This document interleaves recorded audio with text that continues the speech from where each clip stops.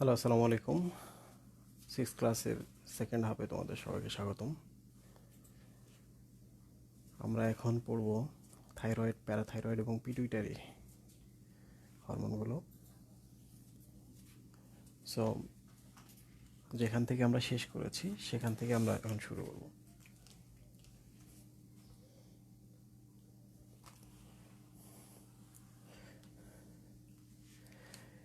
কিছুক্ষণ আগে আমি বলেছি, আমার কথা কি শোনা যাচ্ছে? একটু কমেন্টে বলো কথা শোনা যাচ্ছে কি না।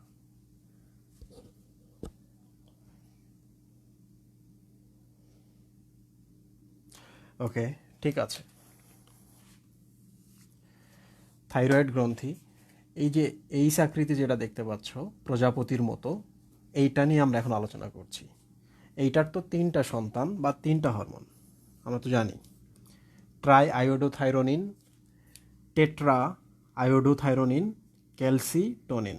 আমরা ক্যালসিটোনিনকে প্যারাথাইরয়েডের সাথে পড়ব, ওই ছোটো ছোটো ডট ডট ডট ডটগুলোর সাথে পড়ব। তাহলে আমরা এখন T3 এবং T4 পড়ব। T3 এবং T4 আমি বলেছিলাম T3 হচ্ছে ছোট ভাই বেশি সক্রিয় হবে, কারণ তো বলেছি। তাহলে T4 কখনো কাজ করবে না। T4 যদি কাজ করতে চায় সে T3-তে উন্নীত হবে, তার স্বভাবটা ছোট ভাইয়ের মতো করতে হবে, তাহলেই সে সক্রিয় হতে পারবে। কি কাজ করবে? তাহলে এই দুটোর কাজ কি, সহজে মনে রাখার উপায় কি?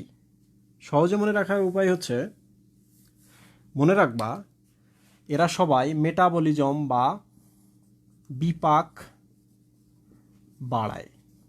একটুকু যদি মনে রাখতে পারো তাহলে বাকি সব কিছুই তুমি পারবা। বিপাক তো বলেছি এর আগে, বিশেষ পরিপাক। এটা আমাদের শরীরের ভেতরে হয়। ওই যে গ্লুকোজ থেকে গ্লাইকোজেন, কিংবা গ্লাইকোজেন থেকে গ্লুকোজ, কিংবা গ্লিসারল থেকে যে গ্লুকোজ তৈরি হচ্ছে, এই যে বিক্রিয়াগুলো হচ্ছে পরস্পর নিজেদের অবস্থা চেঞ্জ করছে, আরেকটা জিনিস হয়ে যাচ্ছে, এটাই হচ্ছে মেটাবলিজম বা বিপাক। তাহলে শরীরের ভেতরে যদি এই ঘটনাগুলো ঘটাতে চাই, তাহলে গ্লুকোজ, গ্লিসারল, অ্যামাইনো অ্যাসিড তো আমাদের শরীরে নিয়ে আসতে হবে, রাইট? শরীরের ভেতরে যদি বিপাক বাড়াতে চাই তাহলে খাবার যে খেলাম আমি, খাবারটাকে তাড়াতাড়ি শোষণ করে নিয়ে আসতে হবে, নইলে আমি সেই জিনিসগুলো পাবো কোথায়? সেই জিনিসগুলো যদি না পাই তাদের কাদেরকে বিপাক করব, কাদেরকে পরিবর্তন করব? তাহলে বিপাক বাড়াবে একটুকু মনে রাখলে পরেরগুলো একটার পর একটা চলে আসে। তাহলে এক হচ্ছে বিপাক বাড়ায়। তাহলে বিপাক যদি বাড়ায়, বিশেষ বিক্রিয়াগুলো যদি বাড়ায়, তাহলে কি হবে? তাহলে তোমার শরীরের ভেতরে দেখো বিক্রিয়া বেড়ে যাচ্ছে। এটা তো একটা বিক্রিয়া, একটা জিনিস থেকে আরেকটা জিনিসে হচ্ছে। তো বিক্রিয়া যদি হয় তাহলে বিক্রিয়া স্থলে বা রান্নাবান্নার স্থলে তো তাপ উৎপন্ন হবে, ঠিক কি না? তাহলে তাপমাত্রা বাড়ায়। তো বিক্রিয়ার পর যদি তাপমাত্রা বাড়ায় তাহলে এই তাপটা তো সারা শরীরে ছড়িয়ে দিতে হবে, সব কোষের মধ্যে তাপমাত্রাটা বন্টন করে দিতে হবে। এই যে আমরা বেঁচে আছি, কেন বেঁচে আছি? কারণ আমাদের শরীরের টেম্পারেচারটা বা তাপমাত্রাটা আমরা পাচ্ছি। খাবার খাচ্ছি, খাবার থেকে কি নিয়ে আসি? তাপমাত্রা বের করে নিয়ে আসি। তাহলে বিক্রিয়া হলো, মানে বিপাক বাড়লো, বিপাক বাড়লে বা বিক্রিয়া বাড়লে তাপমাত্রা বাড়বে। তাপমাত্রা যদি বাড়ে সেই তাপমাত্রাটাকে সারা শরীরে ছড়াই দিতে হবে। তাহলে সারা শরীরে যদি তুমি ছড়াই দিতে চাও তাহলে কি করতে হবে? তাহলে আহ, তাহলে যেটা করতে হবে সেটা হচ্ছে, হৃৎপিণ্ড যে আছে, হৃৎপিণ্ড দায়িত্ব নেবে, সে দ্রুত পাম্প করবে, হৃদস্পন্দন বাড়িয়ে দিবে। হৃদস্পন্দন বাড়িয়ে দিলে রক্তগুলো ছোটাছুটি শুরু করবে, ছুটে ছুটে সারা শরীরে যাওয়া শুরু করবে। তাহলে তাপমাত্রা বাড়লে আলটিমেটলি হৃদস্পন্দন বাড়াতে হবে। তাহলে হৃদস্পন্দন বাড়ে।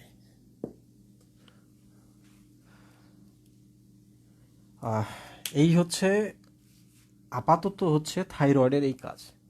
এই তিনটা যদি মনে রাখতে পারো তাহলে এনাফ। বাকি যেগুলো আছে, বাকি যে কাজগুলো আছে সেগুলো এটার পর ধীরে ধীরে আসে। তাহলে T3 এবং T4-এর কাজ হচ্ছে এগুলাই। আচ্ছা, আরেকটা জিনিস বলে রাখি, সেটা হলো, দেখো, বিপাক যদি বাড়াতে চাই তাহলে আমাদের শরীরে তো হজম বাড়াতে হবে, খাবারগুলো হজম করে শরীরের মধ্যে নিয়ে আসতে হবে। খাবারগুলো যদি আমরা হজম করে, ভাত খাইলাম, ভাতের সাথে মাংস খেয়েছি, মাংসের সাথে হচ্ছে তেল খেয়েছি, তাহলে এগুলো অ্যামাইনো অ্যাসিড, প্রোটিনগুলো অ্যামাইনো অ্যাসিড হিসাবে আসবে। তারপর হচ্ছে তেলগুলা ফ্যাটি অ্যাসিড এবং গ্লিসারল আকারে আমাদের শরীরে আসবে। তো আমাদের শরীরে যদি বিশেষ বিশেষ বিক্রিয়া বেশি বেশি জমে, তাহলে এই জায়গার একটা মাংস একদিন খাবলা খেয়ে উঠে গেছে, তাহলে এই মাংসটা নতুন করে তৈরি হবে না। শরীরে যদি বিক্রিয়া বাড়ে, তাহলে শরীরের তো ক্ষতগুলো পূরণ হবে। ক্ষত মানে কি? প্রোটিন নাই এখানে, প্রোটিনগুলো নষ্ট হয়ে গেছে। তাহলে দেখো প্রোটিন তৈরি হচ্ছে, এটাকে বলা হয় প্রোটিন তৈরি বাড়া বা সংশ্লেষ বাড়া। সংশ্লেষ মানে হলো সিনথেসিস, সিনথেসিস।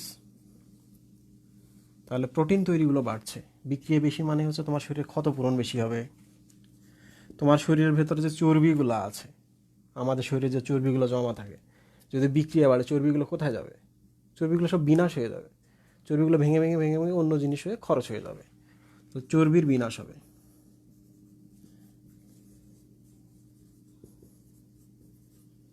চর্বির বিনাশ হবে। আমাদের শরীরে আমরা গ্লুকোজ খাইলাম, শরীরের মধ্যে গ্লুকোজ নিয়ে আসলাম, তাহলে গ্লুকোজগুলো তখন কি হবে? বিক্রিয়া যদি বাড়ে তাহলে গ্লুকোজগুলো গ্লাইকোজেন হবে জমা রাখার জন্য, ভবিষ্যতের জন্য, কিংবা যেগুলো ভবিষ্যতের জন্য জমা রাখছি গ্লাইকোজেন, গ্লুকোজের পলিমার, সেগুলো আবার ভেঙে যাবে, তাহলে ভাঙা গলা চলবে। তাহলে প্রোটিন, প্রোটিনের পাশাপাশি আমরা এটাও লিখতে পারি শর্করা সংশ্লেষণ।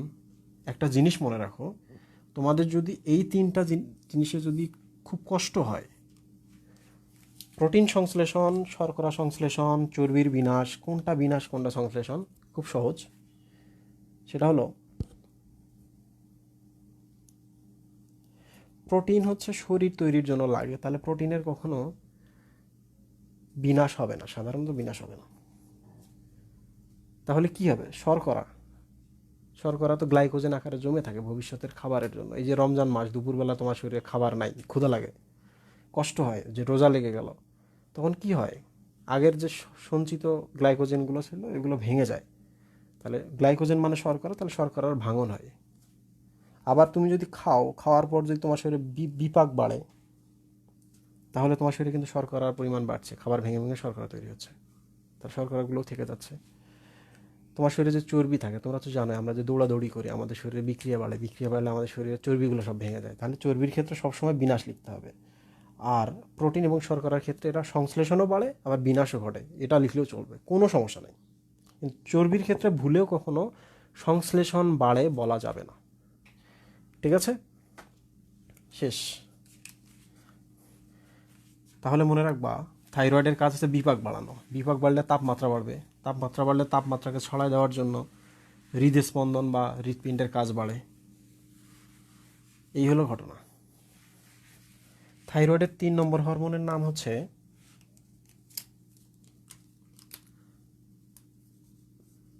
ক্যালসিটোনিন। এই পাশে ছিল প্যারাথরমোন। ক্যালসিটোনিন ও প্যারাথরমোন, এই দুটো কেন আমি একসাথে আলোচনা করছি দেখো। প্যারাথরমোন কিন্তু আসে প্যারাথাইরয়েড গ্রন্থি থেকে, এই যে নীল চারটা এখান থেকে। ক্যালসিটোনিন কিন্তু আসে আবার এই লালটা থেকে, মানে থাইরয়েড থেকে। দুটো পাশাপাশি আলোচনার কারণ হলো এই দুটোর কাজ সম্পূর্ণ উল্টো। এ যা করবে এ তার উল্টা কাজ করবে। ক্লিয়ার? এর নাম দেখে দেখো, নামের মধ্যে ক্যালসিয়াম আছে, ক্যালসি, তাহলে ক্যালসিয়ামকে কিছু একটা কিছু করবে। ঠিক আছে, তাহলে এ যদি ক্যালসিয়ামের সাথে কাজ করে, তাহলে এও নিশ্চয়ই ক্যালসিয়ামের সাথেই কাজ করবে। এখন পরস্পর বিপরীত কাজ করবে। কি বিপরীত কাজ করবে? মনে করো তুমি হচ্ছে মাছের কাঁটা খাইলা, একটা ফিশ খাইলা, মাছের কাঁটা,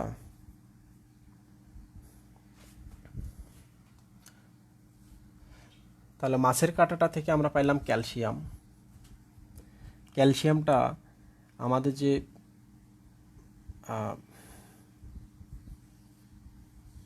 পরিপাক নালী ছিল এখানে আসলো, পরিপাক নালীতে ক্যালসিয়ামটা আসলো, ক্যালসিয়ামটা পরিপাক নালীতে শোষণ করে আমরা রক্তে নিয়ে গেলাম। দেখো, পরিপাক নালী থেকে শোষণ হয়ে রক্তে চলে আসলো। তাহলে আমাদের আলটিমেট টার্গেট হচ্ছে রক্তে আমরা ক্যালসিয়ামের পরিমাণ বাড়াবো না কমাবো, এইটা শুধু মনে রাখবো। তাহলে রক্তে ক্যালসিয়ামের পরিমাণ বাড়াবো না কমাবো এটা মনে রাখবো। নাম দেখে বোঝা যায় কে ক্যালসিয়ামের পরিমাণ বাড়াবে। দেখো এর নাম হচ্ছে ক্যালসিটোনিন। প্রথম যে জিনিসটা মাথায় আসে যে রক্তে ক্যালসিটোনিন ক্যালসিয়ামের পরিমাণ বাড়ায়, এটা একটা ভুল, নামের সাথে মিল নাই, নামের সাথে সে উল্টা। তাহলে ক্যালসিয়াম রক্তে কমায় হচ্ছে ক্যালসিটোনিন। ক্লিয়ার? তাহলে কতে ক্যালসিয়াম, কতে কমায়, কতে ক্যালসিটোনিন। তাহলে নামের ভেতর থেকে আমরা সবগুলো খুঁজে পেতে পারি। মনে রাখবা, কতে ক্যালসিটোনিন হরমোন, কতে ক্যালসিয়াম, ক্যালসিয়ামকে কতে কমায়, রক্তে ক্যালসিয়ামের পরিমাণ কমায়। তাহলে ক্যালসিটোনিন রক্তে ক্যালসিয়ামের পরিমাণ কমাচ্ছে। রক্তে যদি ক্যালসিয়ামের পরিমাণ সে কমায় তাহলে কি কি ঘটনা ঘটবে রক্তে? ধরা যাক এটা হচ্ছে আমাদের হাড়,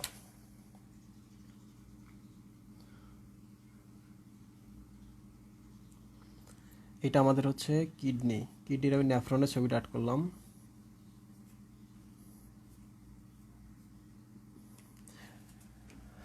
এখন আমার টার্গেট হচ্ছে ক্যালসিয়ামটা রক্তে কমাবো। তাহলে কি কি ঘটনা ঘটাবো আমি? এক নম্বর হচ্ছে ক্যালসিটোনিন তো কমাচ্ছে রক্তে, তাহলে কি কী করবে? প্রথম কাজ হচ্ছে এই যে আমি খাবারটা খাইলাম, যে ক্যালসিয়ামটা আমার পরিপাক নালীতে আসলো, আমি প্রথম যে কাজটা করব সেটা হচ্ছে আমি শোষণ হতে দিব না। এই খাবারটা বেড়ে যাক, খাবারটাকে আমি রক্তে যেতে দিব না। তাহলে দেখো সে কি করছে, পরিপাক নালীতে শোষণ কমাচ্ছে। কিসের শোষণ কমাচ্ছে? ক্যালসিয়ামের। পরিপাক নালীতে ক্যালসিয়াম শোষণ কমায়, তীর চিহ্ন দ্বারা বোঝানো হচ্ছে কমায়। এক, তাহলে এখানে যদি শোষণ কমায় তাহলে সে রক্তে যেতে পারবে না, এক। দুই নম্বর হচ্ছে রক্তে যেগুলো আছে কমাতে হলে কি করতে হবে? রক্তে কিছু তো আছে, তাহলে এগুলাকে সে করবে কি, যে তোমরা হাড্ডির ভেতরে যাও, ওখানে গিয়ে থাকো, আমি তোদের রক্তে থাকতে দিব না, কমে যাও। তাহলে পরেরটা হচ্ছে রক্তের ক্যালসিয়ামকে অস্থিতে পাঠায়, তাহলে অস্থির ভেতরে ক্যালসিয়াম সঞ্চয় করে। অস্থিতে বা হাড্ডিতে ক্যালসিয়ামকে সঞ্চয় করে। তাহলে হাড্ডির ভেতরে গিয়ে যদি ক্যালসিয়াম থাকে তাহলে কি হবে? রক্তেরগুলো তো কমে গেল। আর একটা হচ্ছে রক্ত তো ঘুরতে ঘুরতে ঘুরতে ঘুরতে এক সময় এই যে কিডনি নেফ্রনে যায়, তাহলে নেফ্রনে যে ক্যালসিয়ামগুলো হয়ে গেছে আমরা ধাক্কা দিয়ে বাইর করে দিলাম, তো কিডনিতে যদি বাইর করে দিই তাহলে তো রক্তে আলটিমেটলি কমে গেল, তাহলে তো ওরা আর ফিরে আসতে পারছে না। তাহলে সে করে কি, এই কিডনিতে ক্যালসিয়ামের মোচন বা শরীর থেকে বের করে দেওয়া বাড়ায়, এটাকে মোচন বলা হয়। বৃক্কে ক্যালসিয়ামের মোচন বাড়ায়। ক্লিয়ার? তাহলে আলটিমেটলি কতে ক্যালসিটোনিন কতে কমায়, কতে ক্যালসিয়ামকে। তাহলে ক্যালসিটোনিন ক্যালসিয়ামকে কমায় কোথায়? রক্তে। রক্তে কমানোর জন্য আমরা তিনটা টার্গেট করবো। একটা হচ্ছে পরিপাক নালী, যেখানে শোষণ হচ্ছে। দুই নম্বর হচ্ছে নেফ্রন, যেখানে বের হয়ে যাচ্ছে। তিন নম্বর হচ্ছে যেখানে জমা রাখা যায়। তাহলে আমি কী করব, রক্ত থেকে জমা রাখার জন্য অস্থিতে পাঠাই দিলাম, যাও, তাহলে রক্ত কমে গেল। রক্তেরগুলো যখন কিডনির ভেতরতে যাবে ওখানে আমি বাইর করে দিলাম, যাও কিডনি দ্বারা মোচিত হও, বের হয়ে যাও, তাহলেও রক্ত কমে গেল। আরেকটা হচ্ছে পরিপাক নালীতে আমি শোষণই হতে দিলাম না, আসতেই দিলাম না, তাহলে ওখানেও কমে গেল। ক্লিয়ার? ওকে, তাহলে প্যারাথরমোনের কাজ কি? দেখো আমরা কিন্তু কাজ পেয়ে গেছি, এটা পড়তে হলো না। প্যারাথরমোনের কাজ কি? প্যারাথরমোনের কাজ হচ্ছে উল্টা, এই জিনিসটাই আমরা উল্টা লিখবো। এক নম্বর হচ্ছে সে কিডনিতে বের হতে দেয় না, কমিয়ে দেয়, অর্থাৎ মোচন কমায়, তাহলে আলটিমেটলি রক্তেই ফিরে আসলো, রক্তে বেড়ে গেল। পরিপাক নালীতে যেটা শোষণ হতে দিচ্ছিল না সে করে কি, এখানে শোষণটা বাড়িয়ে দিচ্ছে, তীর চিহ্ন দিয়ে বুঝিয়ে দিলাম যে বাড়িয়ে দিচ্ছে। তাহলে পরিপাক নালীতে শোষণ বাড়ায়, কিডনিতে বের হওয়া কমায় বা মোচন কমায়, আবার অস্থিতে যেগুলো ছিল এগুলোকে টেনে নিয়ে আসতেছে আবার রক্তে। ক্লিয়ার? তাহলে আগেরটার উল্টা তিনটা ঘটনা ঘটালো। তাহলে ক্যালসিয়ামের বিপাকে বা ক্যালসিয়ামের পরিমাণ নিয়ন্ত্রণে ক্যালসিটোনিন এবং প্যারাথরমোন এরা পাশাপাশি কাজ করে, পরস্পর উল্টো। তো দুজন মিলে যদি ভারসাম্য রক্ষা করে তাহলে আমাদের শরীরে ক্যালসিয়াম নিয়ে কোনো ঝামেলা হবে না। এখন কথা হচ্ছে, যদি কখনো এমন হয় যে একটা মানুষের প্যারাথরমোনের পরিমাণ কমে গেছে, প্যারাথরমোন কি করছে, রক্তে তো বাড়াইছিল, রাইট? কতে ক্যালসিয়াম, কতে ক্যালসিটোনিন, কতে কমায়। তাহলে ক্যালসিটোনিন কমাচ্ছিল, প্যারাথরমোন রক্তে ক্যালসিয়াম আয়নের পরিমাণ রক্তে বাড়াচ্ছিল। তো এখন প্যারাথরমোন নিজেই কমে গেছে, তাহলে কি হবে? তাহলে রক্তেও কমা শুরু করবে, কারণ এ যখন কমে যাবে এই ভদ্রলোক তখন বেশি কাজ করবে। তাহলে এ যদি কমে যায় তাহলে রক্তে কমে যাবে।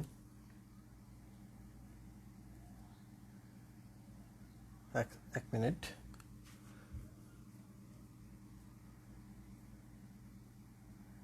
হ্যাঁ, রক্তে কমে যাবে। আবার উল্টাভাবে ভাবো তো, এ যখন বেড়ে যাবে তখন কি বিপদটা হবে? সেটা হলো রক্তে এই বাড়া মানে হচ্ছে বাড়ানো, কারণ তখন সে আর কিডনিতে বাইরে হতে দিবে না, এখান থেকে শোষণ বাড়িয়ে দিবে, রক্তে বাড়াচ্ছে।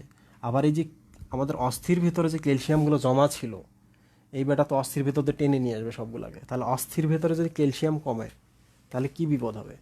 আমরা তো জানি একটা তরুণ অস্থি এবং অস্থির পার্থক্য, সেটা হলো অস্থি বা হাড্ডির ভেতরে ক্যালসিয়ামের পরিমাণ বেশি বলেই অস্থিগুলো কিন্তু এত শক্ত, হার্ড। তো যদি এরকম হয়, প্যারাথরমোন বেড়ে যায়, তাহলে সে অস্থির ক্যালসিয়ামগুলোকে বের করে নিয়ে আসতেছে রক্তে। তাহলে তোমার অস্থির ভেতরে ক্যালসিয়াম নাই, ক্যালসিয়াম না হলে তখন কি হবে? তখন অস্থিগুলো তখন হচ্ছে ভেঙে ভেতরে ভেতরে ছোটো ছোটো ফাঁকা ফাঁকা জায়গা হবে, যেখানে ক্যালসিয়ামগুলো ছিল ওগুলো নাই। তো এইটা হলে কি হবে? ছোট বাচ্চা যে জন্ম নিল তার শরীরে তাহলে হাড্ডিগুলো শক্ত হবে না, তাহলে সে যতই বড় হবে শরীরের ভরের জন্য হাড্ডিগুলো এরকম বাঁকা হয়ে যাবে। ক্লিয়ার? বাচ্চাদের যে রোগ হয় তার নাম হচ্ছে রিকেটস।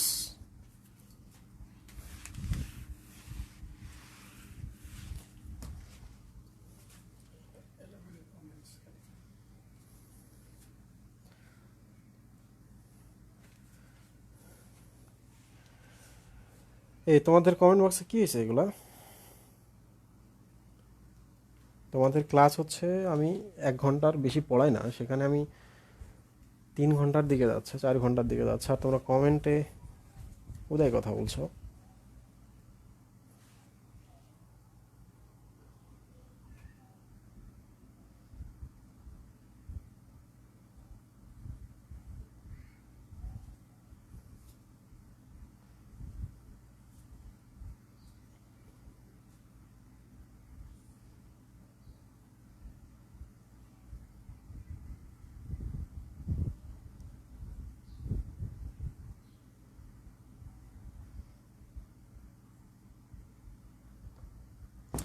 কমেন্টের মধ্যে অ্যান্সার করো।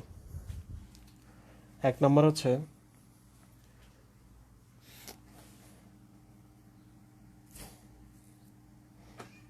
থাইরয়েড থেকে কয়টা হরমোন ক্ষরণ হয়? থাইরয়েড থেকে কয়টা হরমোন ক্ষরণ হয়? আর যদি ক্যালসিটোনিন পরিপাক নালীতে এবং বৃক্কে কি কাজ করে? কমেন্ট করো 3টা আনসার।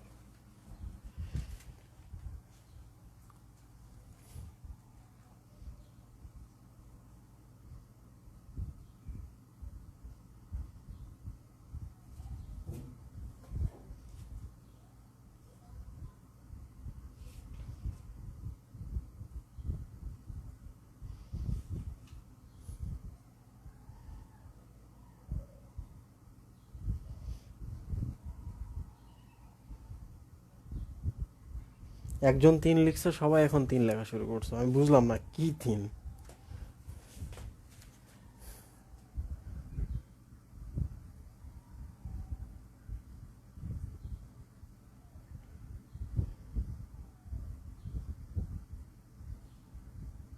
পরিপাক নালীতে কি হয় আর বৃক্কে কি হয়? বৃক্কে কি শোষণ কমায়? বৃক্কের শোষণ বলে তো দুনিয়াতে কিছু নাই।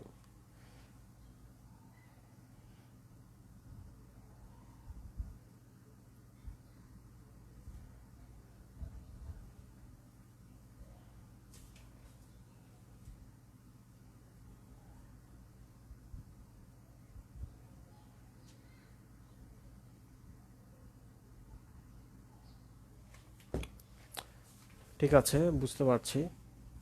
কমেন্টের মধ্যে কোনো এক্সট্রা কমেন্ট করা যাবে না, কারণ আমি এখন কোশ্চেন করবো এবং আমি টপিক শেষ করে দেবো এখন।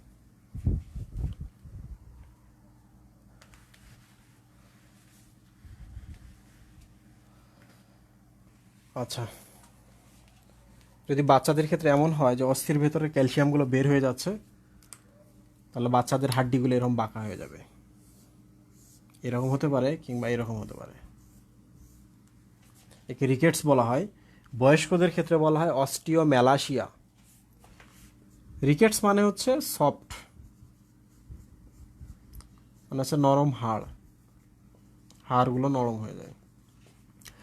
আর অস্টিওম্যালাসিয়া, অস মানে হচ্ছে অস্থি, আর ম্যালাসিয়া মানে হচ্ছে সফট। আসলে অস্থি না, বয়স্কদের ক্ষেত্রে তরুণ অস্থিগুলো সফট হয়ে যায়। ক্লিয়ার? তাহলে বাচ্চাদের ক্ষেত্রে একই জিনিস রিকেটস বলবো, আর বয়স্কদের ক্ষেত্রে এটা অস্টিওম্যালাসিয়া বলবো। কোন হরমোনের জন্য হচ্ছে এটা? Parathyroid hormone. প্যারাথাইরয়েড হরমোন বাড়লে হচ্ছে না কমলে হচ্ছে? বাড়লে হচ্ছে। এ যদি বাড়ে তাহলে অস্থির ভেতরে সমস্ত ক্যালসিয়ামকে টেনে বের করে নিয়ে আসবে। শেষ। ওকে, আমরা এটাও শেষ করছি।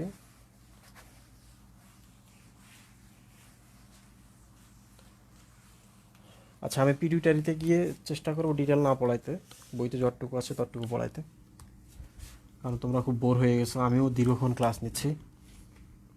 পিটিউটারি হরমোনগুলো মনে রাখার কৌশল তো আমি এর আগে বলেছিলাম, টিফিনে আছে।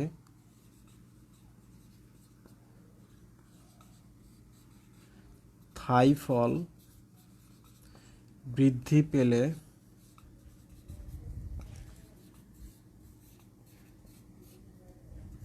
লুটে আনে পোলাপান।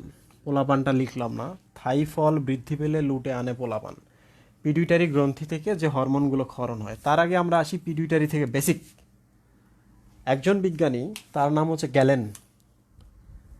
গ্যালেন সর্বপ্রথম মাথার ভেতরে পিটুইটারি গ্রন্থিটা দেখতে পেয়েছে। কোথায় এটা আছে? হাইপোথ্যালামাসের নিচে। হাইপোথ্যালামাস থেকেই তৈরি হয়, এই জন্য এর নাম হচ্ছে হাইপোফাইসিস।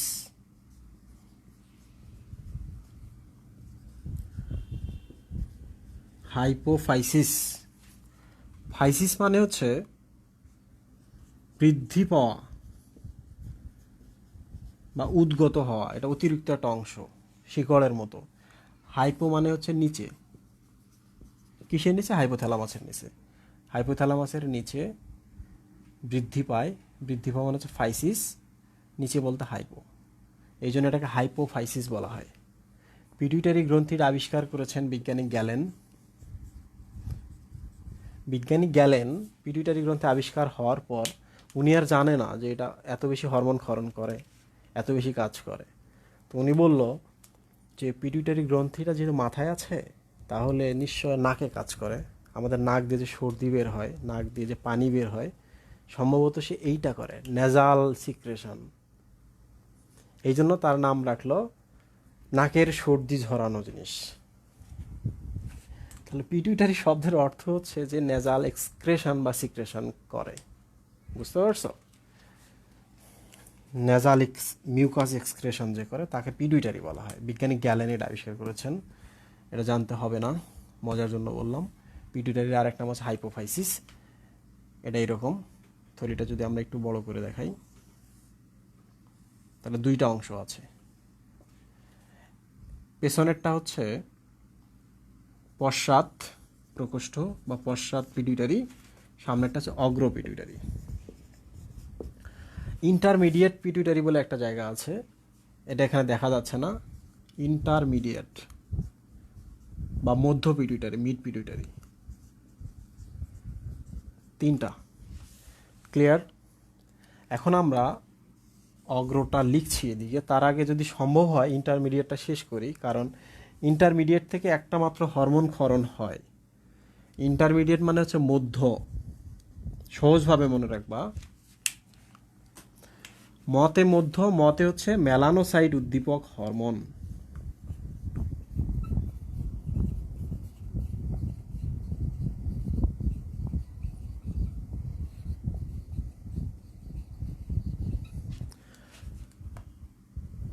ইন্টারমিডিয়েট বা মিড পিটুইটারি, মিড মানে হচ্ছে মধ্য, মধ্যতে হচ্ছে মতে হচ্ছে মেলানোসাইট উদ্দীপক হরমোন।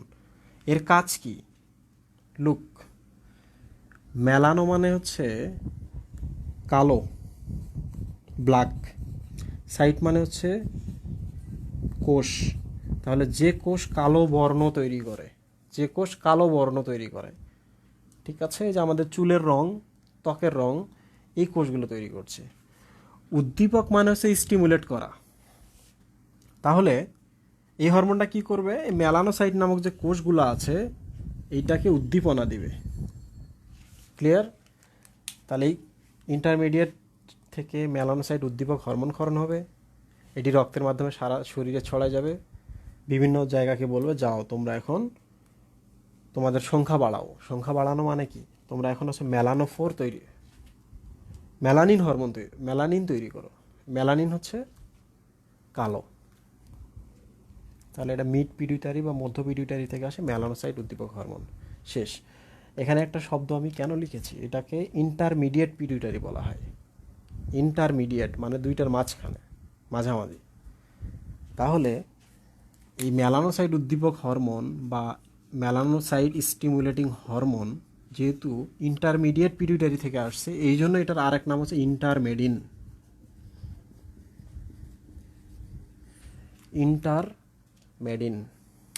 তার মেলানোসাইট উদ্দীপক হরমোন মধ্য পিটুইটারি থেকে আসে। মধ্য পিটুইটারি থেকে একটা মাত্র হরমোন আসে, মেলানোসাইট উদ্দীপক হরমোন। নাম দেখেই বোঝা যায় সে মেলানোসাইট তৈরি করছে। শেষ। ওকে, তাহলে আমরা এবার অগ্র এবং পশ্চাতে চলে যাই। এটাও শেষ করে দেবো আমরা এখন। অগ্রকে বলা হয় অ্যাডিনো হাইপোফাইসিস। জিনিসটার নামই তো হাইপোফাইসিস, অর্থাৎ নিচে যা বৃদ্ধি পেয়েছে। সামনেরটার নাম হচ্ছে অ্যাডিনো হাইপোফাইসিস, পশ্চাৎটাকে বলা হয় নিউরো হাইপোফাইসিস।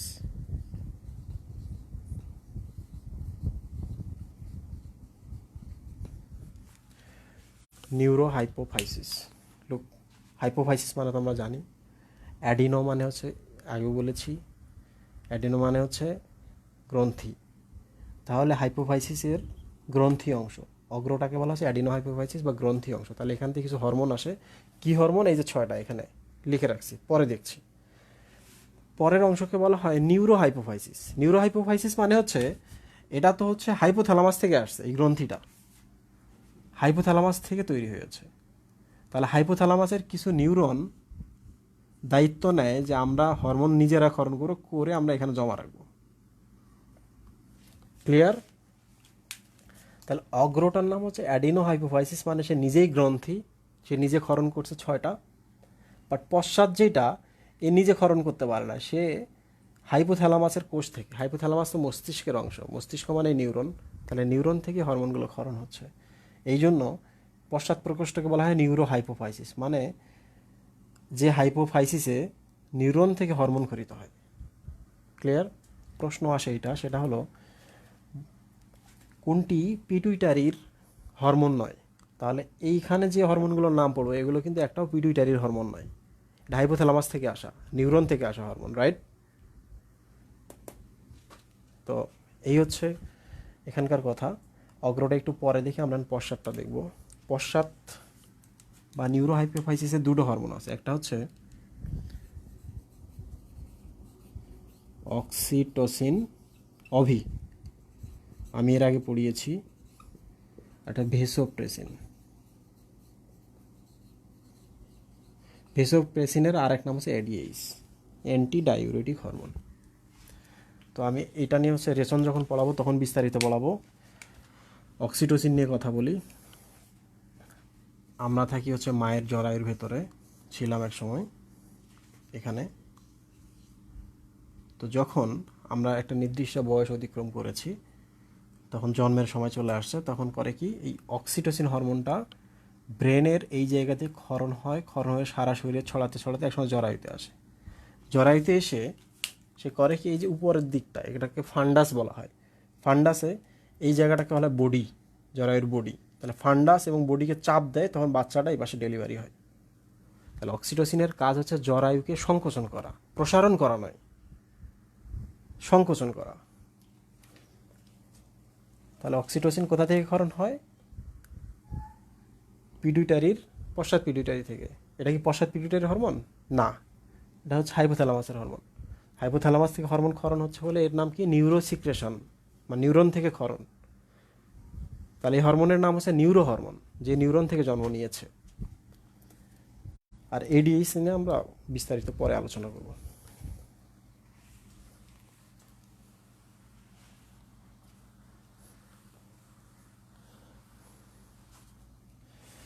আচ্ছা, আমি চাইছিলাম পরে আলোচনা করতে, কারণ এখানে একটা রোগ পড়াইতে হবে, ডায়াবেটিস। পড়াতে হবে না, এক লাইন দু লাইনে বললেই হবে। তো এইটা সাধারণত হয় এডিএইচ এর জন্য। শেষ করে দিই এটা। এতে হচ্ছে এনটি, ডিতে হচ্ছে ডাইউরেটিক,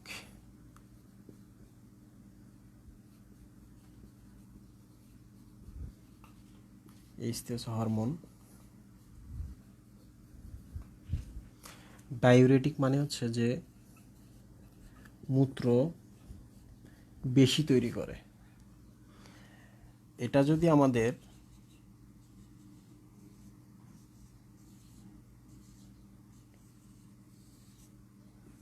নেফ্রন হয়, তাহলে ডাইউরেটিক মানে হচ্ছে যে মূত্র তৈরি করা। যেমন আমরা যে তরল খাবারগুলো খাই, চা খাচ্ছি, কফি খাচ্ছি, কিংবা পানি খাচ্ছি, খেলে আমাদের মূত্র বেশি তৈরি হয়, ডাবল হয়। ডাই মানে হচ্ছে ডাবল, আর ইউরে মানে হচ্ছে ইউরিন, ইউরিন মানে হচ্ছে মূত্র, মূত্র ডাবল হয়ে যাওয়া। তাহলে মূত্র বেড়ে যাওয়া। এনটি মানে বুঝতেই পারছো তার বিপরীত। তাহলে মূত্র বেড়ে যাওয়াকে এনটি মানে কমিয়ে দেয়। ক্লিয়ার? তাহলে অ্যান্টি ডাইউরেটিক হরমোন মানে হচ্ছে যে হরমোন মূত্র বেশি হওয়াকে কমিয়ে দেয়। কিভাবে? এই যে এরা এখানে কাজ করে, এখানে। তাহলে আমরা এই পাশে হচ্ছে আয়ন এবং পানি আমরা এই পাশে নিয়ে আসলাম, আয়ন প্লাস পানি এই পাশে বের হলে মূত্র উৎপন্ন হবে। তো এডিএইচ করে কি, এই জিনিসগুলোকে, পাশে তো রক্তনালী আছে, নেফ্রন থেকে রক্তনালীতে নিয়ে যায়, মানে ফিরিয়ে নিয়ে গেল, মূত্র তৈরি হতে দিল না।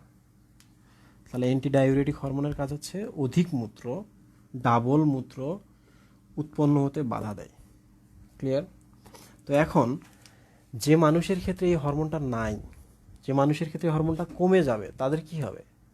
তাদের ক্ষেত্রে যেটা হবে, তারা পানি খাচ্ছে, খাবার খাচ্ছে, চা খাচ্ছে, সাথে সাথে তাদেরকে মূত্র বেশি উৎপন্ন হওয়া শুরু করবে। শুধু মূত্র বেশি উৎপন্ন হওয়া নয়, সারাদিন বারবার মূত্র হবে।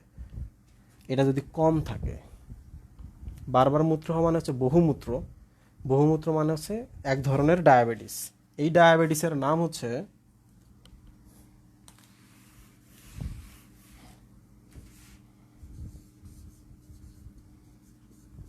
Diabetes insipidus. Diabetes insipidus. তাহলে এটাই আসলে হচ্ছে বহুমূত্র। তাহলে এইটা কোন হরমোনের জন্য হচ্ছে? এডিএইচ। আরেকটা ডায়াবেটিস তোমাদের বই আছে, ডায়াবেটিস মেলিটাস বা ডায়াবেটিস মেলাইটাস। এটা কোন হরমোনের জন্য হচ্ছে? ইনসুলিন যদি কমে যায়। তাহলে খুব সাবধান। দেখো, অগ্নাশয়ের ইনসুলিন কমে গেলে ডায়াবেটিস মেলিটাস, আর পিটুইটারির এডিএইচ কমে গেলে ডায়াবেটিস ইনসিপিডাস। ক্লিয়ার? তাহলে আমরা রোগগুলো শিখে ফেললাম, শেষ।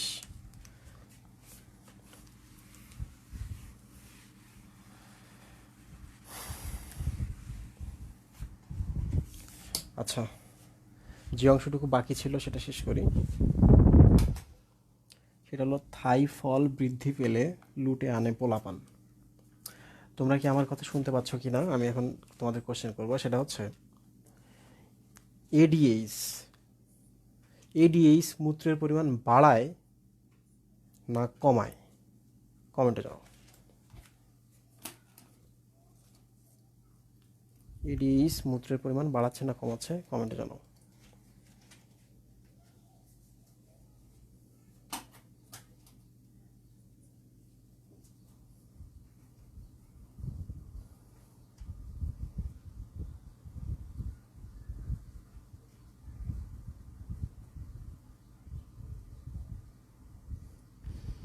কানের তরুণাস্থির অস্থির পরিমাণ কতটুকু তা ক্লিয়ার করতে চাইছিলেন?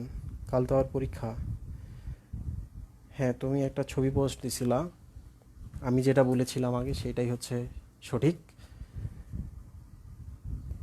কানের যে নালী আছে কর্ণকুহর, ভেতরে 2/3 হচ্ছে 2/3 অস্থি, বাইরের 1/3 তরুণাস্থি। এডিএইচ মূত্রের পরিমাণ কমায়।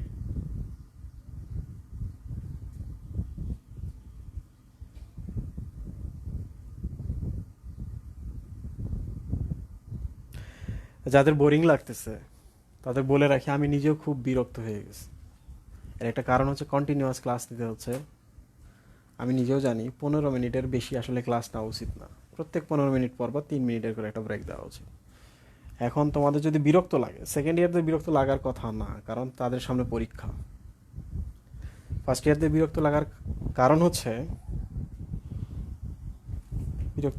হচ্ছে তারা এখনো আসলে জানে না, তাই না? তো সামনে তাদের জন্য কি অপেক্ষা করছে। আমি অনেক ফার্স্ট ইয়ার পড়িয়েছি, এটা সেম সেম সবার জন্য, ঢাকা শহরে, রংপুরে, সবখানেই সেম। ভিডিও থাকছে, তোমরা পরে দেখে নিও অবশ্যই।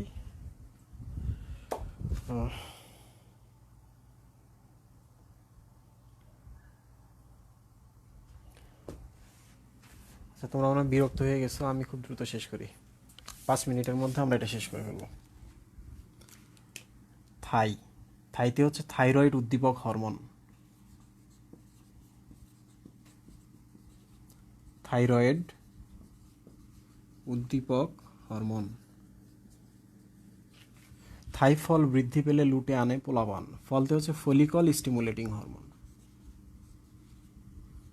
ফলিকল স্টিমুলেটিং, আমরা এটাও স্টিমুলেটিং লিখতে পারি। স্টিমুলেটিং মানেই হচ্ছে উদ্দীপনা দেওয়া। Follicle stimulating hormone. বৃদ্ধি মানে হচ্ছে বৃদ্ধি হরমোন।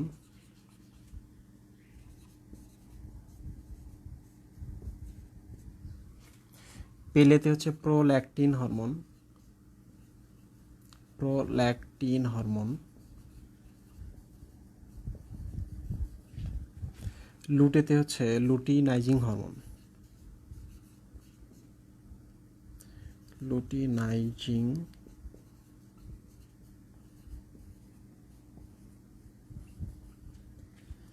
আনেতে হচ্ছে অ্যাড্রেনো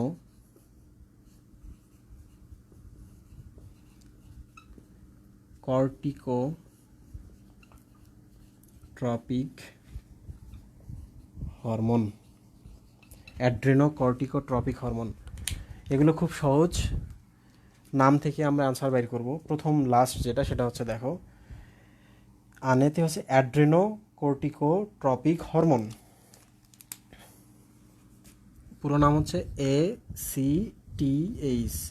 নাম দেখেই বুঝতে পারছো যে অ্যাড্রেনাল কর্টেক্সের উপর গিয়ে কাজ করে। তাহলে পিটুইটারির এই হরমোনটি, এই যে আমাদের কিডনির উপরে যে অ্যাড্রেনাল কর্টেক্স আছে তার উপরে গিয়ে কাজ করে, গিয়ে বলে যে তুমি হরমোন ক্ষরণ বাড়াও। তাহলে এর কাজ কি? ACTH এর কাজ কি? অ্যাড্রেনোকর্টিকোট্রপিক হরমোনের কাজ কি? অ্যাড্রেনাল কর্টেক্সকে উদ্দীপ্ত করে হরমোন ক্ষরণের জন্য। শেষ। এখানে একটা আমরা শব্দ পেয়েছি, ট্রপিক। ট্রপিক হরমোন কি? মনে রাখবা ট্রপিক হরমোন মানে হচ্ছে, দেখবা তোমাদের ফ্রেন্ডরা মাঝে মাঝে তোমাদেরই উপর ছড়ি ঘোরাইতেছে, খুব ভাব নিতেছে, তাদেরকে বলা হয় ট্রপিক, ট্রপিক ফ্রেন্ড। আর একটা গ্রন্থির হরমোন যখন আরেকটা গ্রন্থির উপর গিয়ে কাজ করে এটাকে বলা হয় ট্রপিক হরমোন। এক গ্রন্থির হরমোন অন্য গ্রন্থির উপর গিয়ে কাজ করছে, মানে ফ্রেন্ড ফ্রেন্ডের উপর গিয়ে ভাব নিচ্ছে, শেষ। তাহলে নাম দেখেই এটা তোমরা বের করতে পারবা।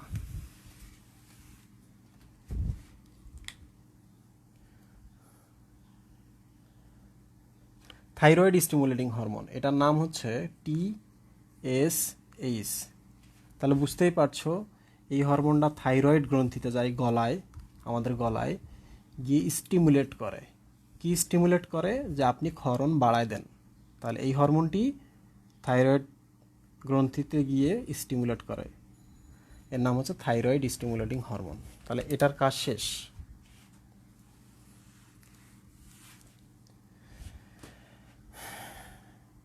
এরপর চলে আসি আমরা প্রোল্যাকটিন হরমোন। এটা খুবই ইন্টারেস্টিং একটা হরমোন। সেটা হলো, প্রো শব্দটা আমরা আপাতত পড়বো না, প্রো হচ্ছে আদি, ল্যাকটিন মানে হচ্ছে ল্যাকটেশন। ল্যাকটেশন মানে হচ্ছে দুগ্ধক্ষরণ। তাহলে প্রশ্ন আসে, দুগ্ধক্ষরণ ঘটায় কোন হরমোন? Prolactin hormone. কিভাবে? এটা কখন ক্ষরণ হয়? এটা একজন মায়ের শরীরে ক্ষরণ হয়। আমরা যখন মায়ের পেটে ছিলাম তখন এটা আমাদের মায়ের শরীরে ক্ষরণ হয়েছে। কি হয় এটা? সেটা হচ্ছে দুগ্ধক্ষরণ সে ঘটাবে। তাহলে দুগ্ধক্ষরণ ঘটাতে গেলে কি কি ঘটা লাগবে? এক নম্বর হচ্ছে, যখন সন্তান মায়ের পেটে চলে আসে, তাহলে মায়ের পেটে চলে আসার সময় যেটা করতে হবে সেটা হচ্ছে, সন্তান যদি ডেলিভার্ড হয় মা তাকে বুকের দুধ খাওয়াবে। তাহলে মায়ের যে স্তন গ্রন্থি আছে, স্তন গ্রন্থিটাকে বৃদ্ধি ঘটাতে হবে, কারণ বৃদ্ধি না হলে ঠিকঠাক ওখান থেকে দুগ্ধক্ষরণ হবে না। তাহলে প্রথম কাজ, স্তনগ্রন্থির বৃদ্ধি ঘটায়। 2, বাচ্চাটা কিন্তু এখন মায়ের পেটে আছে, তাহলে সে করবে কি, মায়ের স্তনগ্রন্থির বৃদ্ধির সাথে সাথে বাচ্চা যে পেটে আছে সে বাচ্চাকেও একটু একটু বড় করবে। তাহলে এটা ভ্রূণের বিকাশ, ভ্রূণ অবস্থায় বৃদ্ধি ঘটায়। অনেক বইয়ে এটা নাই, তবু আমি অ্যাড করে দিয়েছি। ভ্রূণের বৃদ্ধি ঘটায়। এখন বাচ্চা যখন জন্ম নিয়েছে, তাহলে জন্ম নেওয়ার পর এই যে আগে স্তন গ্রন্থির বৃদ্ধি হয়েছে, তাহলে জন্ম নেওয়ার পর কি করবে সে? দুগ্ধক্ষরণ ঘটাবে। বাচ্চা জন্ম নিয়েছে, আগে তো স্তনগ্রন্থির বৃদ্ধি হয়েছে, এখন দুগ্ধক্ষরণ ঘটাবে। এরপর কাজ কি? এরপরের কাজ হচ্ছে, যদি দুগ্ধক্ষরণ হয় তাহলে সন্তান মায়ের বুকের দুধ খাবে, তাহলে সন্তানের সাথে মায়ের একটা আত্মিক সম্পর্ক তৈরি হবে, এটাকে হলো বাৎসল্য, বৎস বা বাচ্চার প্রতি একটা ভালোবাসা। তাহলে মা এবং মার সন্তানের প্রতি বাৎসল্য তৈরি হবে। ক্লিয়ার? পরেরটা, সেটা হলো, শুধু যে বাৎসল্য তৈরি হচ্ছে তা না,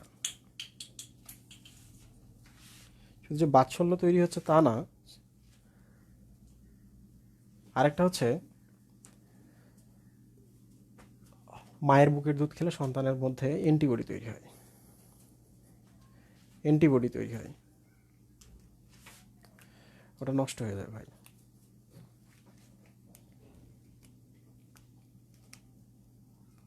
এটা হচ্ছে না। আরেকটা হচ্ছে, দুগ্ধক্ষরণ হবে, দুগ্ধক্ষরণ হলে সন্তানের প্রতি মায়ের একটা বাৎসল্য তৈরি হবে। বাৎসল্যের কারণে সন্তান যে মায়ের দুধ খেয়েছে এই জন্য সন্তানের ভেতরে অ্যান্টিবডি তৈরি হবে, এটাকে হলো অনাক্রমতা। তাহলে অনাক্রমতার প্রতি সাড়াদান বা ইমিউনিটি তৈরি হবে। ক্লিয়ার? যদি এগুলো ঘটে তাহলে এখন আলটিমেটলি কী হচ্ছে, সন্তানের মস্তিষ্কের বিকাশ হবে, তারপর হচ্ছে সন্তানের যৌনাঙ্গের বিকাশ হবে, সন্তানের যে স্নায়ুগুলো আছে মাথার, এই স্নায়ুগুলো কাজ বাড়াবে, তাহলে স্নায়ু সংবেদনশীলতা বেড়ে যাবে, স্নায়ু সংবেদনশীলতা বাড়বে, মস্তিষ্কের বিকাশ ঘটবে, যৌনাঙ্গের ক্ষেত্রে বৃদ্ধি পাবে, সব কিছু, মানে বাচ্চা ধীরে ধীরে বড় হতে থাকবে। তাহলে দেখো, নাম দেখেই পাওয়া যাচ্ছে, প্রোল্যাকটিন মানে ল্যাকটেশন, ল্যাকটেশন মানে দুগ্ধক্ষরণ। দুগ্ধক্ষরণ ঘটাতে গেলে সন্তান জন্মের আগে স্তন গ্রন্থির বৃদ্ধি করতে হবে, যেহেতু সন্তান পেটে আছে তাহলে তার উপর কিছু কাজ করে সন্তানটাকে একটু বড় করবে, এরপর সন্তান জন্ম নিয়েছে, দুগ্ধক্ষরণ ঘটাবে। দুগ্ধক্ষরণ হলে সন্তান খেলে সন্তানের প্রতি বাৎসল্য তৈরি হবে। সন্তানের প্রতি বাৎসল্য তৈরি হবে, পাশাপাশি সন্তান যেহেতু মায়ের দুধ খেয়েছে তার ভেতরে ইমিউনিটি চলে গেল, অ্যান্টিবডি চলে গেল, তাহলে সন্তানের মধ্যে ইমিউনিটি গ্রো করবে। পাশাপাশি সন্তানের শারীরিক বৃদ্ধি হবে। শারীরিক বৃদ্ধি মানে হচ্ছে সন্তানের স্নায়ুগুলা বিকশিত হবে, মস্তিষ্ক বিকশিত হবে, যৌনাঙ্গগুলো বিকশিত হবে। শেষ।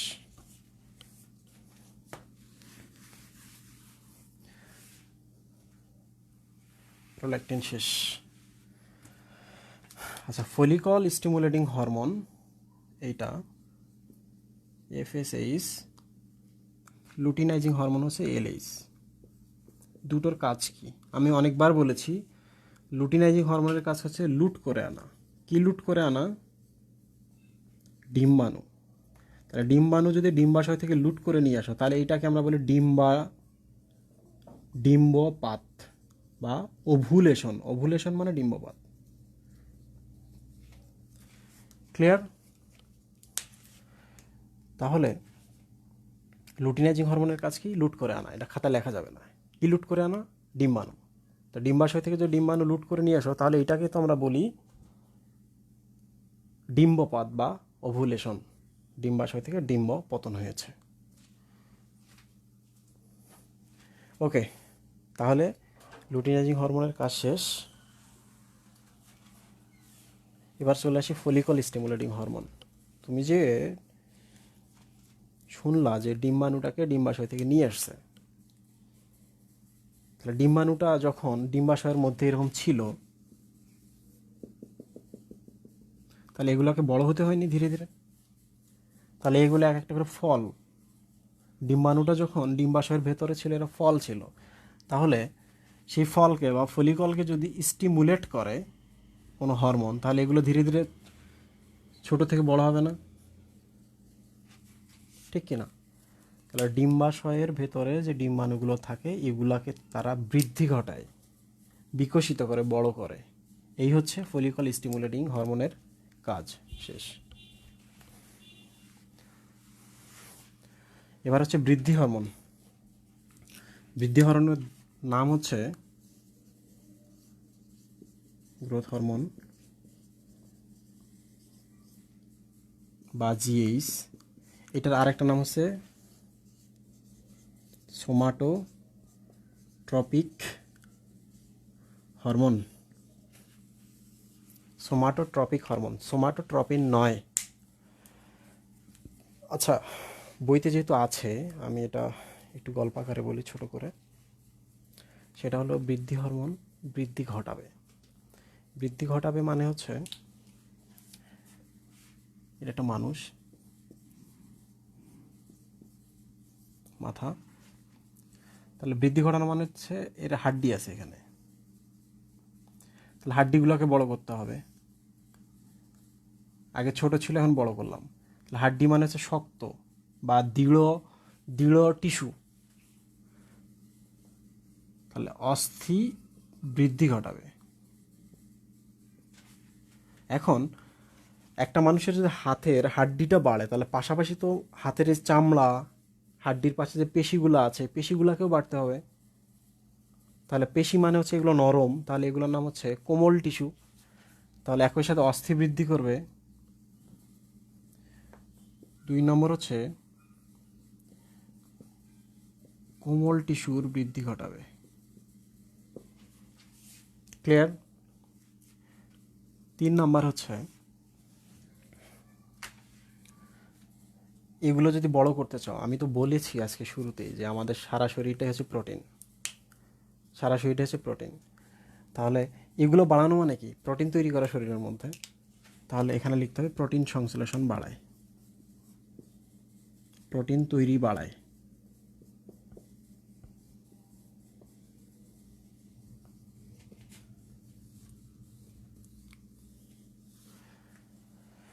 প্রোটিন তৈরি বাড়ায়। এই হচ্ছে 3টা প্রধান কাজ, একটু মনে রাখলেই হবে। তাহলে আমরা মোটামুটি পিটুইটারির সবগুলো পড়ে ফেলেছি। আর ক্লাস শেষ করার আগে আমি তোমাদের বইয়ের শেষের দিকে আছে যে হরমোনের কাজ কি, বেশি হরমোন প্রয়োগ করলে কি হয় না হয়, এটা জাস্ট আমি গল্প করব, বোর্ডে পড়ানোর কিছু নেই। তাহলে ওই অংশটুকু হলেই তোমাদের শেষ।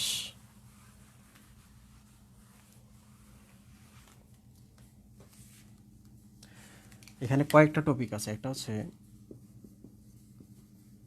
দৈহিক বৃদ্ধিতে হরমোনের ভূমিকা, একটা হচ্ছে আচরণে, মানুষের যে স্বভাবগুলো চেঞ্জ হয়, আচরণগুলো চেঞ্জ হয়, সেখানে হচ্ছে ভূমিকা, হরমোন কি ভূমিকা রাখে। 3 নম্বর হচ্ছে অনিয়ন্ত্রিত হরমোন যদি তোমার শরীরে তৈরি হয় কিংবা শরীরে তুমি গ্রহণ করো,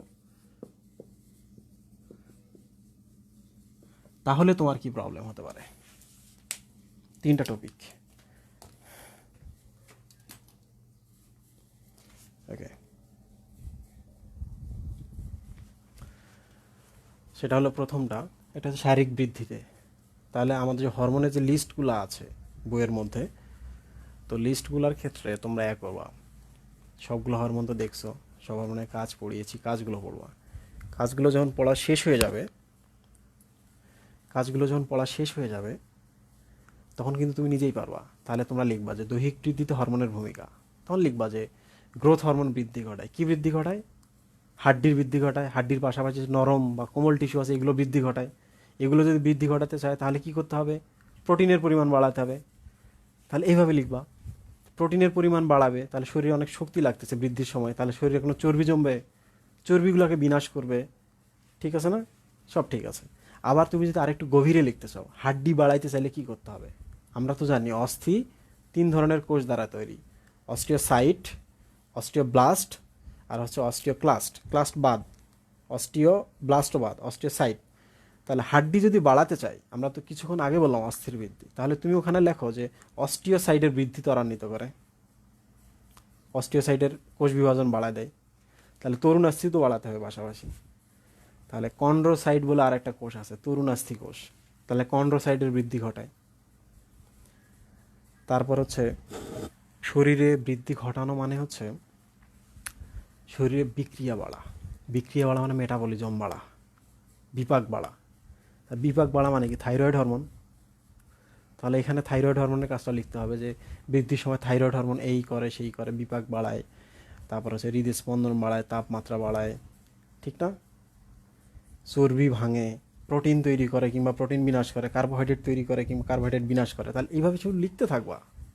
তাহলে প্রথম যে চার্টটা আছে, এই চার্টটা যদি বুঝতে পারো, এই কাজগুলো করতে পারো, তাহলে একটা শেষ। দৈহিক বৃদ্ধিতে কাজ কি? আচরণে ভূমিকা। আচরণের ক্ষেত্রে আমরা জন্মের পর থেকে শুরু করি। জন্মের পর একটা ছেলে একটা মেয়ে দুজনেই কিন্তু বয়ঃসন্ধিতে পড়ে। তাহলে বয়ঃসন্ধির সময় কি হতে পারে? 1 নম্বর হচ্ছে তোমার শরীরে যৌন হরমোনগুলো ছিল না, হঠাৎ করে যৌন হরমোন চলে আসলো, তখন তুমি নিজেই মানে বুঝে উঠতে পারছো না কি ধরনের আচরণ করবা। তখন কি মনে হবে? পাকা কথা ন্যাকামি, আর হচ্ছে সরি ভুলে গেছি, পাকা কথা সম্ভবত জ্যাঠামি, আর আধা আধা আধা কথা হচ্ছে ন্যাকামি, এই টাইপের কিছু একটা ভুলে গেছি। তাহলে বয়ঃসন্ধিতে পড়লে যেটা হবে, অল্পতেই ক্ষেপে যাওয়া, আকস্মিক যেহেতু হরমোন বেড়ে গেছে, অল্পতেই মন খারাপ হতে পারে, অস্থিরতা বৃদ্ধি পেতে পারে। সাথে সাথে হচ্ছে বয়ঃসন্ধি মানে যৌন আকর্ষণ, তাহলে এই সময় যৌন আকর্ষণ বৃদ্ধি পাবে। তারপর হচ্ছে মনের ভালো লাগা, ভালোবাসা বৃদ্ধি পাবে। তাহলে এটা লিখতে হবে। বয়ঃসন্ধির পর মেয়েদের প্রত্যেক মাসে, আমাদের মা বোনদের প্রত্যেক মাসে রজচক্রের ভেতর দিয়ে যেতে হয়। তাহলে রজচক্র মানে হচ্ছে 4টা হরমোনের খেলা, luteinising hormone, follicle stimulating hormone, পাশাপাশি ইস্ট্রোজেন এবং প্রজেস্টেরন। তার 4টা হরমোনের কথা চিন্তা করো, হঠাৎ করে রজচক্রের সময় নাই হরমোনগুলো। রজচক্রের সময় যদি হরমোনগুলো না থাকে তাহলে কি হবে? ছিল, নাই, আবার হবে। তাহলে এই যে বাড়ছে কমছে, এই সময় মেন্টালি তো চেঞ্জ হবে। তাহলে এই সময় মেজাজ খিটখিটে হয়ে যেতে পারে। তাহলে আমাদের মা বোনরা যদি কখন হঠাৎ করে বিরক্ত হয়, কোনো কথা মিলছে না, তাহলে হতে পারে মানে এইরকম যে হরমোনাল একটা প্রবলেম চলছে। তাহলে এগুলো মন খারাপ করা যাবে না। তাহলে এটা মেজাজ খিটখিটে হতে পারে। তারপর ডিপ্রেশনে চলে যেতে পারে, যে এটা কেমন হচ্ছে, কিছুই ভালো লাগছে না, পড়া ঠিকঠাক করতে পারছে না, তাহলে সব কিছু মিলাই তখন ডিপ্রেশনে যেতে পারে, তাই না? বিষণ্ণতায় ভোগা। তারপর হচ্ছে ছেলেদের ক্ষেত্রে টেস্টোস্টেরন। টেস্টোস্টেরনকে বলা হচ্ছে হিংস্রতার হরমোন। তাহলে এদের স্বভাব কী হবে? এরা রুক্ষ হবে, এরা অনেক বেশি উগ্র হয়ে যাবে, হিংস্র হবে। আবার একটা ছোটোবেলা ছিল, ছোটোবেলা থেকে হরমোন চলে আসলো, সে এখন পুরুষ হয়ে গেল, তাহলে তার কী হবে? কথা বলা, চলনে নৈপুণ্যতা চলে আসবে, সুন্দর কথা বলতে পারবে, নৈপুণ্যতা করবে, নিজেকে সে সাজুগুজু কিংবা হচ্ছে একটা, বুঝতেই পারছো। আবার মেয়েদের ক্ষেত্রে ইস্ট্রোজেন হরমোন তৈরি হলো পিউবার্টির সময় বা বয়সন্ধির সময়।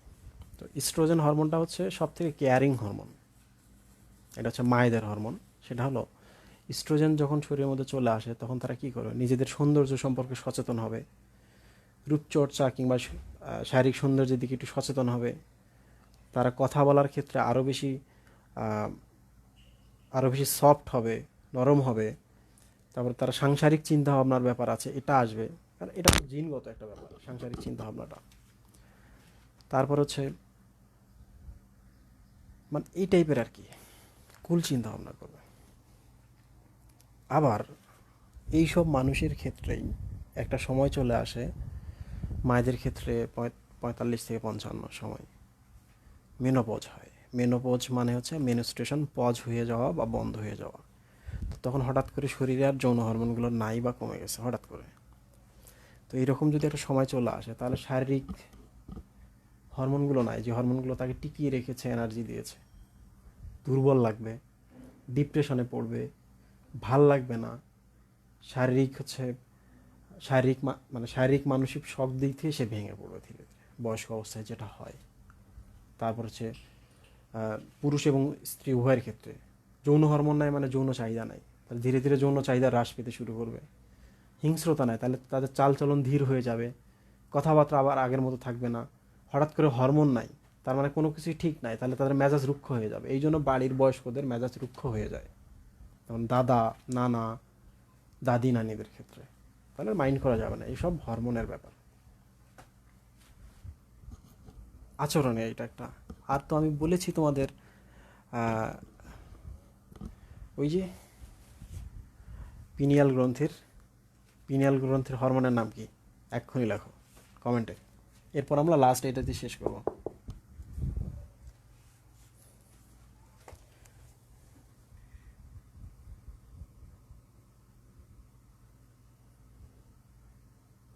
পিনিয়াল গ্রন্থির হরমোনের নাম কি? একটু কমেন্টে দাও।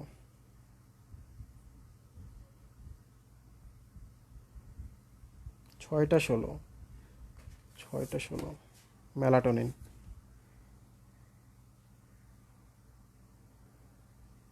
আচ্ছা, নেক্সট ক্লাসগুলো থেকে আমি 1 ঘন্টা পড়াবো, 1 ঘন্টার মধ্যে ক্লাস শেষ, যতটুকু সম্ভব আমি কথা বলবো। আচ্ছা, ওই অনিয়ন্ত্রিত হরমোন প্রয়োগ, সেটা হলো একটা মানুষের যখন বেশি বয়স হয়ে যায় তখন ধীরে ধীরে হরমোন কমা শুরু করে, তাহলে তার শারীরিক দুর্বলতা তৈরি হয়, যৌন ক্ষমতাগুলো হ্রাস পেতে থাকে। তাহলে একটা মানুষ চিন্তা করে যে আমি আমার এই বয়সটা আরও অনেক দিন ধরে রাখবো, পুরুষ এবং স্ত্রী উভয় ক্ষেত্রে। তাহলে তারা যৌন হরমোন গ্রহণ করা শুরু করে। মেয়েদের ক্ষেত্রে এটা হরমোন রিপ্লেসমেন্ট থেরাপি বলে, নামটা জানার দরকার নেই। পুরুষদের ক্ষেত্রে এটা 2টা হরমোন নেয়, একটা হচ্ছে টেস্টোস্টেরন আর একটা হচ্ছে গ্রোথ হরমোন। গ্রোথ হরমোন কি শারীরিক বৃদ্ধি ঠিক রাখবে, আর টেস্টোস্টেরন হচ্ছে যৌন চাহিদা কিংবা যৌনাঙ্গের বিকাশ ঠিক রাখবে। তাহলে এটা যদি রেগুলার নেয় তাহলে কিছু সমস্যা আছে, সমস্যাটা একটু পরে বলছি। যারা খেলোয়াড় আছে তারা কি হরমোন নেয়? যৌন হরমোন নেয়, টেস্টোস্টেরন এবং গ্রোথ হরমোন সেম। টেস্টোস্টেরন বলেছি তো ক্ষিপ্রতা বা হিংস্রতার হরমোন, তাহলে খেলোয়াড়দের মধ্যে ক্ষিপ্রতা এবং হিংস্রতা থাকে। গ্রোথ হরমোন নেয় পাশাপাশি, কারণ শারীরিক বৃদ্ধি ঠিক রাখতে হবে। আবার যাদের ঘুম হয় না, এই যে মেলাটোনিন, তারা কি নেয়? ট্রিপটিন। তো এই টাইপের কিছু প্রবলেম আছে, যেমন স্বয়ং আমেরিকাতে তোমাদের আলিম স্যারের বইতে আছে যে 64,000 মানুষ 1999 সালে যৌন হরমোন প্রেসক্রিপশন নিয়েছে। 2008 সালে এসে দেখা গেল এইটা 64 বা 68, এখান থেকে 33 লাখে চলে আসছে, 33 লাখ। তাহলে এটা দিন দিন বাড়ছে। তো এই আর কি প্রবলেম। তাহলে এগুলো হলে প্রবলেম কি হতে পারে? 1 নম্বর হচ্ছে অনেকগুলো ব্যাপার। তো যারা হরমোন রিপ্লেসমেন্ট থেরাপি নেয় তাদের হচ্ছে ভয়ঙ্কর ডিপ্রেশন হতে পারে। 2 নম্বর হচ্ছে মাথার চুল উঠে যাবে, 3 নম্বর হচ্ছে পুরুষদের ক্ষেত্রে যদি হরমোন উল্টাপাল্টা হয়ে যায় তাহলে পুরুষদের ক্ষেত্রে হচ্ছে স্তনগ্রন্থির বৃদ্ধি হয়, এটাকে বলা হয় গাইনিকোমেশিয়া। ম্যাস্টিয়া মানে হচ্ছে স্তনগ্রন্থি, আর গাইনিকো মানে হচ্ছে মেয়ে, তাহলে পুরুষদের ক্ষেত্রে এটা হতে পারে। ব্রণ হতে পারে, আমাদের যখন শরীরে প্রথম হরমোন চলে আসে মেল এবং ফিমেলদের ক্ষেত্রে বয়সন্ধিতে ব্রণ দেখা দেয়, তাহলে ব্রণ হচ্ছে একটা সিমটম, ব্রণ একটা সিমটম যে শরীরের মধ্যে যৌন হরমোন তৈরি হচ্ছে, তাহলে ব্রণ তৈরি হতে পারে। পুরুষদের ক্ষেত্রে হচ্ছে ইউরেথ্রা বা মূত্রনালীর চারপাশে থাকে প্রোস্টেট গ্রন্থি, প্রোস্টেট গ্রন্থিটা বড় হয়ে যেতে পারে কিংবা পরবর্তীতে এটা ক্যান্সার হয়ে যেতে পারে, প্রোস্টেটিক ক্যান্সার। তাহলে এরকম ছোটোখাটো অনেকগুলো প্রবলেম হতে পারে, তোমরা বইটা রিডিং পড়লেই বুঝতে পারবা, না বুঝতে পারলে গ্রুপে কমেন্ট করবা। আর তোমরা বুঝতেই পারছো যে এত ক্লাস নেওয়া, গ্রুপ চালানো কিংবা আমার নিজের কাজ পরেও আমি গ্রুপে অনেক কোশ্চেনের অ্যান্সার করতে পারি না, এই জন্য আমি অনেক সরি। পরের ক্লাসটা 1 ঘন্টা হবে, আগামীকালকে ক্লাস। আগামীকালকে আমাদের ক্লাস হচ্ছে 3টা থেকে 4টা এর মধ্যেই শেষ হয়ে যাবে। টপিক হচ্ছে উদ্ভিদের শারীরতত্ত্ব, আমরা ডিটেইল পড়বো 1 ঘন্টা। যাওয়ার আগে আমি একটা কোশ্চেন করব,